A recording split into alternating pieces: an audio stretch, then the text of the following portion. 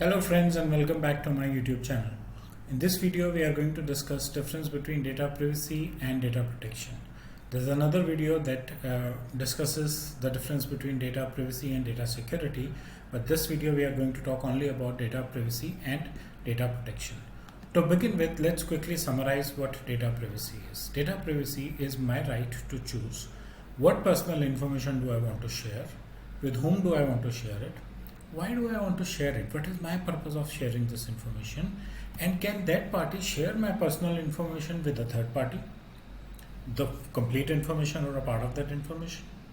Okay, so data privacy gives my right to choose or have complete control about my own personal information. Now, what is this personal information?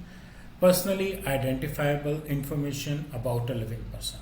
Any information that helps you identify a living human being. For example, name, his address, his religion, his beliefs, his health records, his financial information like banking and other assets that he has, and his employment details. And there's a lot more, biometrics, many things. We are having videos on each one of them separately on the channel, so you can go through them. Any information that helps you identify an individual is his personally identifiable information, or PII. How does data protection differ?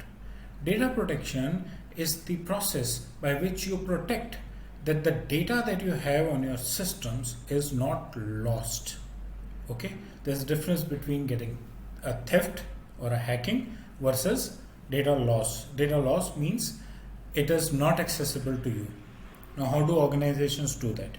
At a very primary level, on their servers and their storage, they deploy the traditional technologies like RAID, right? So if there's a damaged disk, the data can be recovered. If there's a hot spare already in the disk array, then more than one disk damage you can control and your data is still available. You build redundant infrastructure, which means you have redundant servers clustered, your redundant power supplies, and RAID of course is another form of redundancy, so that your data is not lost. You replicate your data from one location to another just to ensure that if there's a loss or a disconnection from the primary location, you can access your data from the secondary location. You take regular data backups, which means you copy your data regularly on an alternate medium. It could be local within the same data center.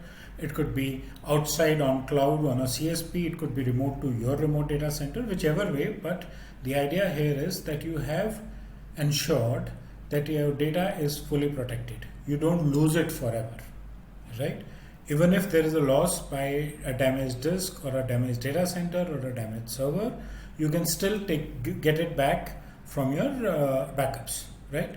And then of course all organizations worried about backup and compliance, they do archive their old data and retain it for long periods depending on the compliance needs, right? That is the basics of what data protection is. Now, how do we compare them? Is data protection same as data privacy? No, it is not. Data protection protects from data loss. That means data is no more available to you. You cannot access the data. You protect your environment, your data center in such a way that data is not lost. And loss here means damage. So if your data is damaged, you have a backup and you recover it. If your disk is damaged, a redundant disk helps you out. Data is not lost, it is available to you, right? Data loss means no one, including the original owner of the data, can access that data. He has lost access to the data, or he has lost the data because of some disk corruption or damage, right? Damage of data does not violate data privacy. I have lost the data. It is not accessible to me. Does not necessarily mean it is accessible to someone else. Does not necessarily mean that it has been stolen, right? If it is protected by backups, all backup tools provide you encryption. Even backup devices like the traditional tape libraries, they also provide encryption. So the tapes would come back and decrypt the data. You're backing up on cloud, it would be restored back and decrypted before giving back to you. In fact, backups are not only decrypted, but they are written in the format of the original application through which they were backed up, right? So data loss means you and anyone else is not able to access the data. There's no theft, it is damaged forever, and data loss actually means you don't even have a backup to recover it from. Otherwise, data loss is a temporary thing. You lost the data, you recovered it from the backup, it is working. You might lose some part of it which was not yet backed up, but you recover 80 to 90%, maybe 95% of your data, which you can go into details of backup terminologies. It means that if I took a backup last night at 9 o'clock and disk crashes at 10 in the morning, I am likely to lose the 11-hour data, even if I am able to recover it. So I am able to recover slightly older data, right? So that is about protecting data. A lost data means I am not able to access it. Privacy is different, security is different, protection is different. Privacy means I have full control of my data. Security means I am protecting it from theft, hacking and breach, right? And protection means I am protecting it from permanent loss. Insecure data, data which was kept but not secure and is stolen or hacked, can violate my privacy.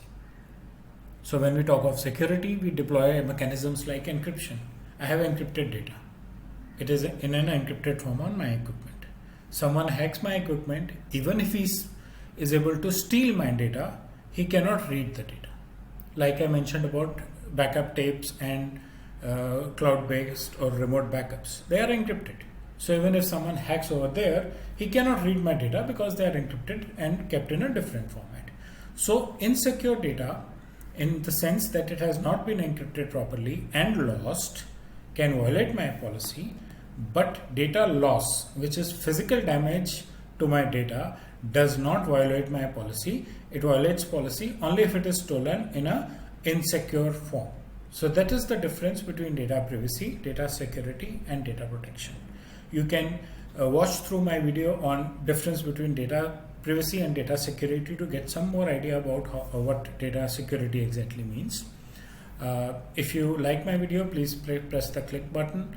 If you want to have a regular update on my various new videos coming on data privacy, then you can subscribe my channel, and I would definitely request you to put in some comments, some feedback on my video so that I can improvise it for my future videos. Thank you.